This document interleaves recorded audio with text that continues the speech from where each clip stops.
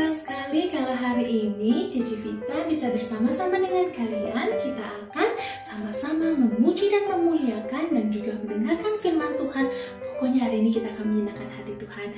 Siap semuanya? Yuk sebelum kita mulai ibadah kita hari ini, kita sama-sama berdoa minta pimpinan Tuhan. Kita lipat tangan, tutup mata, kita berdoa. Tuhan Yesus, terima kasih hari ini kalau Tuhan sudah berikan kami kesempatan untuk tetap memuji dan memuliakan Tuhan. Tuhan pimpin ibadah kami hari ini dimanapun kami berada. Tuhan yang tuntun, Tuhan yang pimpin supaya nama Tuhan tetap dipermuliakan dan Tuhan disenangkan. Terima kasih ya Bapa, hanya di dalam nama-Mu kami berdoa dan mengucap syukur. Amin. Nah, hari ini kita akan sama-sama menyanyikan pujian-pujian kita untuk menyenangkan hati Tuhan. Sudah siap semuanya? Yuk, Cici ajak kita semua bangkit berdiri, kita goyangkan, kita nyanyikan Sungai Sukacitamu. Pakai gerakannya ya.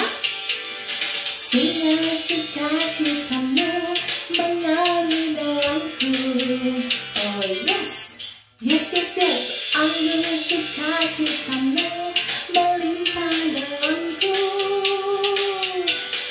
Ku menari dan bersuka, puji-Mu di setiap waktu.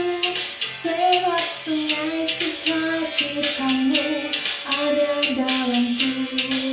Katakan mengalir, mengalir bersamamu, bersuka, bersuka di dalammu, mengikutimu Tuhan dalam kegerakanku, melayani, melayanimu Tuhan di dalam sukacitamu. Sebab hanya Tuhan yang membuat sukacitaku penuh. Katakan sekali lagi, sungai sukacitamu.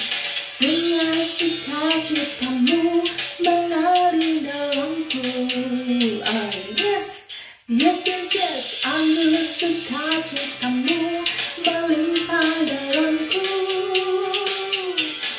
Ku menari dan bersuka, puji-Mu di setiap waktu. Sebab sungai sukacitamu ada dalamku. Katakan mengalir, mengalir bersamamu, bersuka di dalammu, mengikutimu Tuhan dalam kegerakanku, melayani, melayanimu Tuhan di dalam sukacitamu. Sebab hanya Tuhan yang membuat sukacitaku penuh. Katakan mengalir bersamamu, mengalir bersamamu, bersuka di dalammu, mengikutimu Tuhan dalam kegerakanku, melayanimu Tuhan di dalam sukacitamu. Sebab hanya Tuhan yang membuat sukacitaku penuh. Sebab hanya Tuhan, sebab hanya Tuhan yang membuat sukacitaku penuh. Katakan sekali lagi, sebab hanya Tuhan, sebab hanya Tuhan yang membuat sukacitaku penuh. Yeay. Nah, sekarang kita sudah siap untuk mendengarkan firman Tuhan. Kita menyanyikan sebuah pujian lagi untuk menyiapkan hati kita sebelum kita mendengarkan firman Tuhan. Kita sama-sama nyanyikan firman Tuhan ku dengar.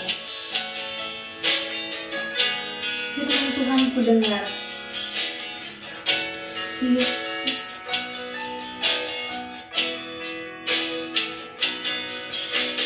Firman Tuhan ku dengar.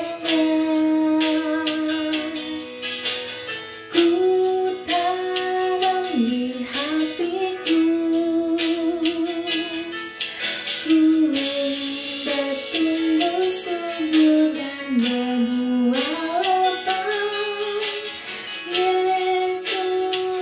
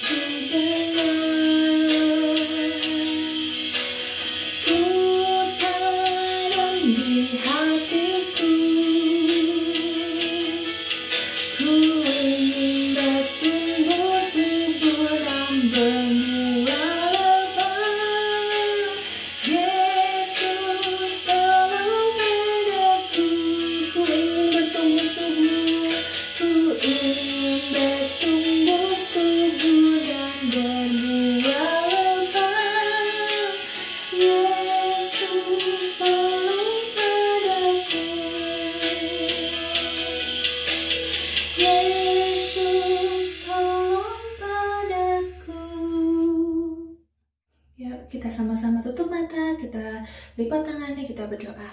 Tuhan Yesus, kami sudah memuji dan memuliakan nama Tuhan. Sekarang kami siap untuk mendengarkan firman Tuhan. Pimpin kami Tuhan, untuk kami terus menjadi anak-anak yang menyenangkan hati Tuhan. Biar apapun yang kami dengar, kami mau tanamkan di dalam hati kami, dan kami mau berbuah lebat dan bertumbuh subur Tuhan, supaya kami bisa menjadi anak-anak Tuhan yang menyebarkan firman Tuhan dan menjadikan firman Tuhan menjadi pedoman dalam hidup kami dan menyenangkan hati Tuhan. Terima kasih ya Bapa, kami berdoa di dalam nama Tuhan Yesus Kristus, kami siap mendengarkan firman-Mu. Haleluya, amin.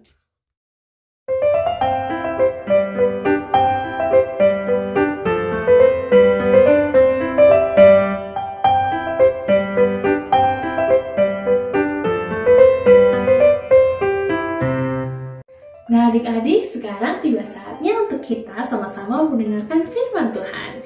Tema kita minggu ini masih tentang buah roh. Kalau minggu lalu kita sama-sama dengar dari Bunda Yulia tentang kasih, minggu ini kita akan sama-sama dengar cerita tentang sukacita. Nah, mengawali cerita kita tentang sukacita, yuk Cici akan membacakan untuk kalian semua sebuah ayat dalam Perjanjian Baru yang mengajak kita untuk selalu bersukacita. Ayat ini ada di dalam Filipi 4, ayatnya yang keempat. Berbunyi demikian. Bersukacitalah senantiasa dalam Tuhan. Sekali lagi kukatakan, bersukacitalah. Nah, ayat ini mengajak kita untuk selalu bersukacita di dalam Tuhan. Yang menarik dari ayat ini adalah tokoh yang menuliskan ayat tersebut. Cici akan menceritakan tokoh tersebut secara singkat. Sebut saja Om yang menulis ayat ini. Awalnya Om ini bukan orang yang baik. Om ini terkenal sebagai orang yang jahat, bahkan kejam. Om ini tidak percaya dengan Tuhan Yesus. Bahkan Om ini benci sama orang-orang Kristen. Dan Om ini membunuh semua orang-orang Kristen pada zaman itu.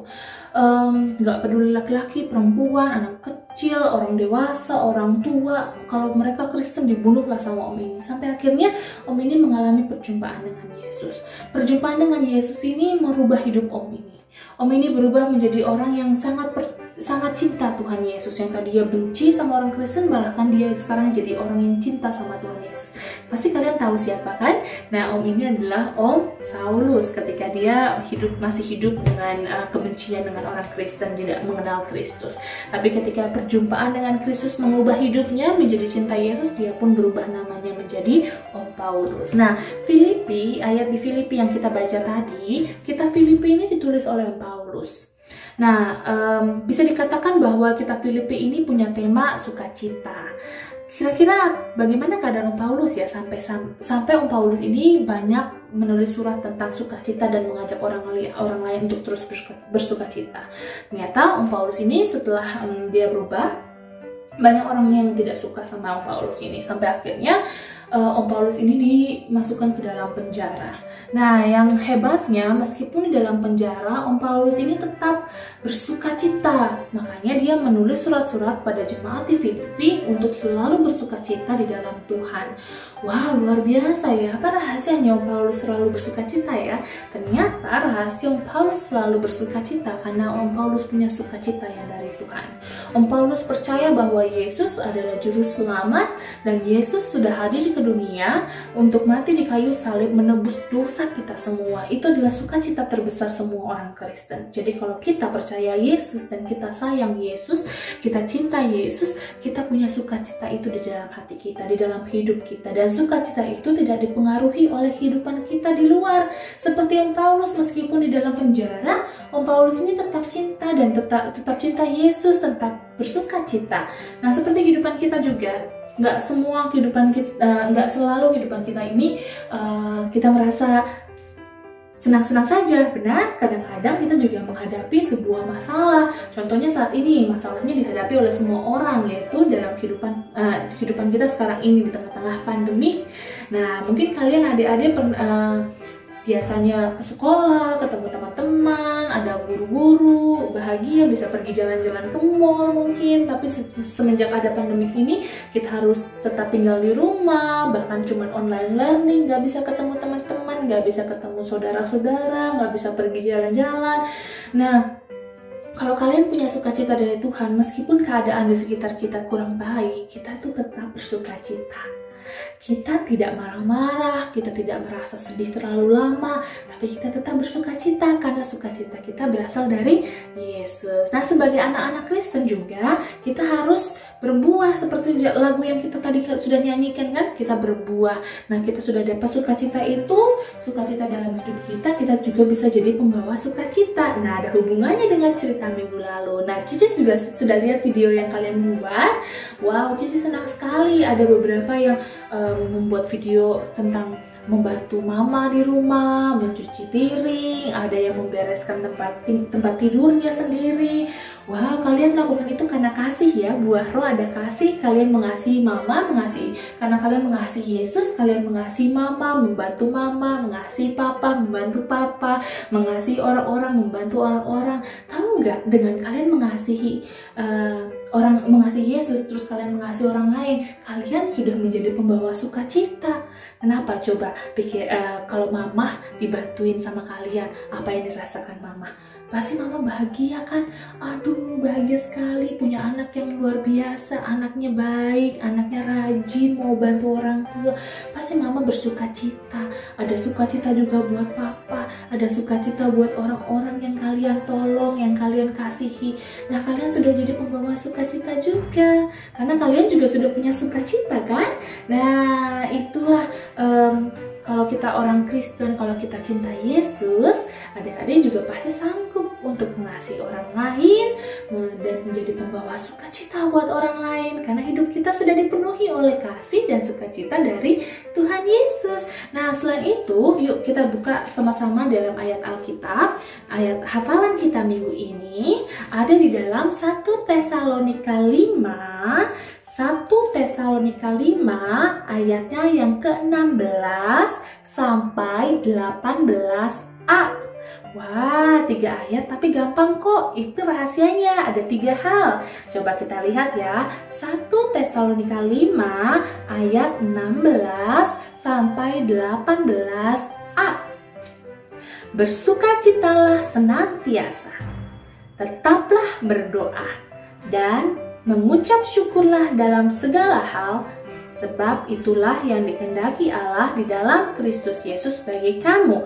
Tapi ayatnya hanya sampai 18a ayat hafalannya. Nah, jadi cuma seperti ini. 1 Tesalonika 5 ayat 16 sampai 18a yang berbunyi, bersukacitalah senantiasa, tetaplah berdoa, mengucap syukurlah dalam segala hal. Nah, hanya itu pesan yang mau Cici sampaikan.